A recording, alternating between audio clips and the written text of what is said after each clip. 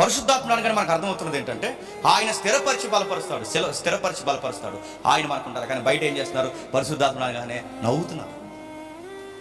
ఏంటి, చాలా మంది ఈ యొక్క మిరాకిల్ సెంటర్స్కి వెళ్తారు కదండి. వెళ్ళిన తర్వాత వాళ్ళకి ఆత్మ వచ్చిందని అంటారండి. కానీ గమ్మత్తు చెప్పిన బాధాకరమైన విషయం తెలుసా, వాళ్ళకి ఆత్మ వచ్చిందంటారు కానీ వాళ్ళకి మారు మనసు లేని దగ్గర పరిశుద్ధాత్ముడు ఉంటాడండి. ఉందా? అక్కడ ఎక్కడైనా బైబిల్లో ఉందా? మారు మనసు కలగజేయడానికి ఆయన, మారు మనసు పొందిన వారిని స్థిరపరచడానికి ఆయన ఎంత బాగా బైబిల్లో మనకు స్పష్టంగా కనబడుతుంటే, అరే ఆ చుట్ల కాల్చేవాడి మీద పరిశుద్ధాత్మ ఎలా వచ్చింది కదా? ఆడు నిన్నటి వరకు రోడ్ల మీద పానపరకేసి తిరిగాడు, ఆడికి రాళ్ళు ఎలాగ రాలిపోతాయి? నా మాటలు అర్థమవుతున్నాయా? నిన్నటి వరకు రకరకాలుగా ఉన్నాడు, వాడి మీదకి పరిశుద్ధాత్మ ఎలా వచ్చేస్తాడు? అరే మారు మనసు లేని వారి మీదకి పరిశుద్ధాత్మ ఎలా వచ్చేస్తాడు?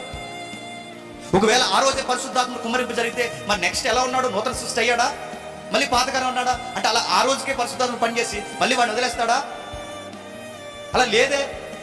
అంటే ఏదో తేడా జరుగుతుంది. అందుకే బైబిల్ ఉన్న పరిశుద్ధాత్ముడు వేరు, చెప్పండి బయట ఉన్న పరిశుద్ధాత్ముడు. మళ్ళీ ప్యాటర్న్ మర్చిపోకండి. పరిశుద్ధాత్ముడు ఎప్పుడు ఇవ్వబడతాడంటే రక్షింపబడిన, విమోచకుడు ద్వారా విమోచింపబడిన తర్వాత రక్షింపబడిన వారికి ఇవ్వబడే వరమే చెప్పండి పరిశుద్ధాత్మ.